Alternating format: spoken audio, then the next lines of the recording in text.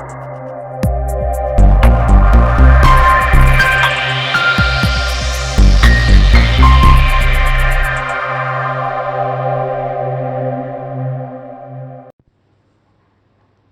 sejahtera Bapak, Ibu, serta saudara-saudari semua. Untuk mengawali renungan tentang firman Tuhan ini, mari kita bersatu dalam doa.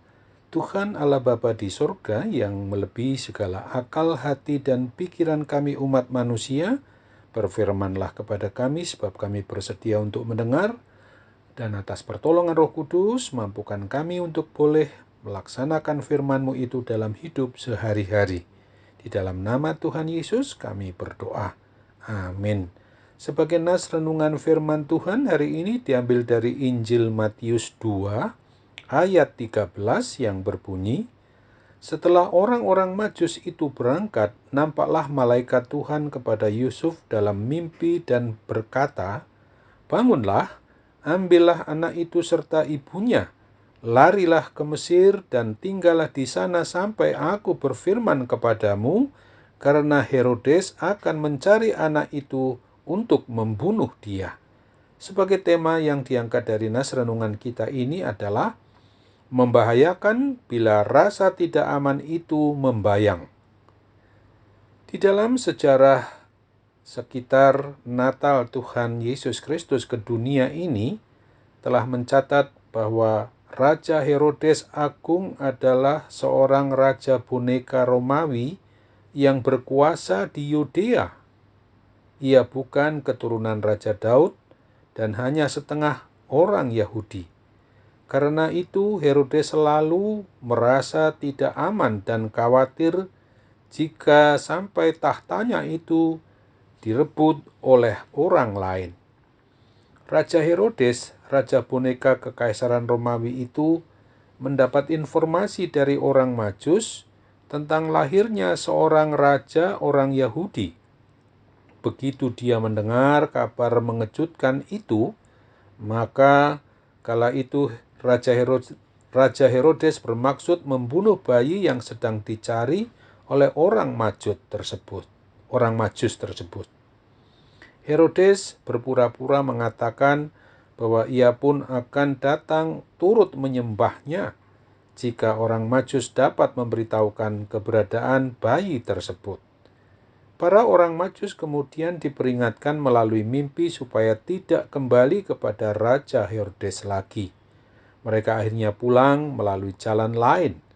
Ketika Raja Herodes mengetahui hal ini, ia marah sekali dan memerintahkan untuk membunuh semua anak berusia 2 tahun ke bawah di Bethlehem dan sekitarnya. Bayangkan dampak dari rasa tidak aman Raja Herodes ini, bahwa keluarga-keluarga di Bethlehem dan sekitarnya yang baru saja bersuka cita karena mempunyai seorang anak, maka kini mereka semua menangis meraung-raung karena bayi mereka tiba-tiba dibunuh tanpa adanya alasan yang mereka pahami. Sesungguhnya rasa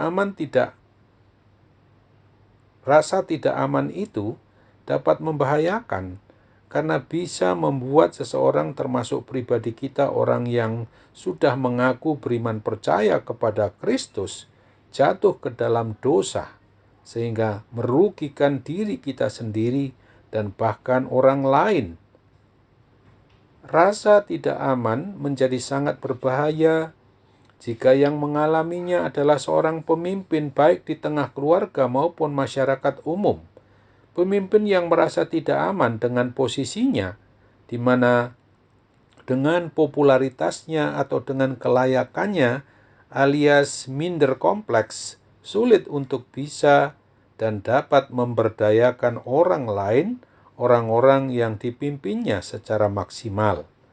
Ketika rekan atau bawahannya punya ide atau karya yang lebih baik, maka ia akan menolak atau malah menekan, sehingga ide atau karyanya itu tidak akan pernah muncul ke permukaan.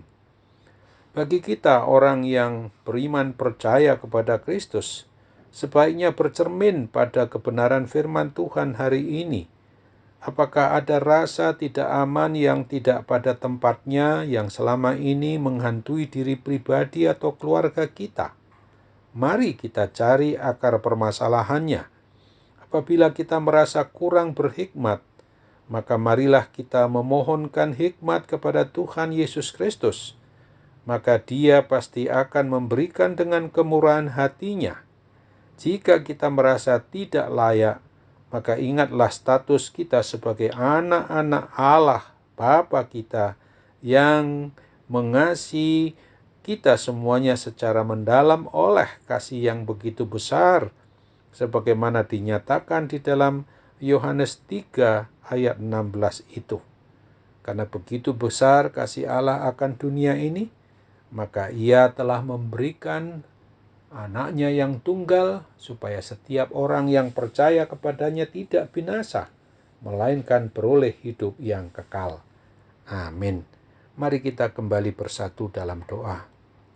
Tuhan Allah Bapa di sorga, terima kasih untuk firman Tuhan yang mengingatkan kami pada hari ini, ketika kami juga akan segera mengakhiri tahun 2021 ini. Di dalam beberapa hari mendatang ini, maka tolonglah kami ya Bapa, supaya kami sebagai pribadi, orang yang beriman percaya kepada Kristus, sebagaimana yang Tuhan telah nyatakan di dalam diri kami orang yang sungguh-sungguh mau mengandalkan Tuhan.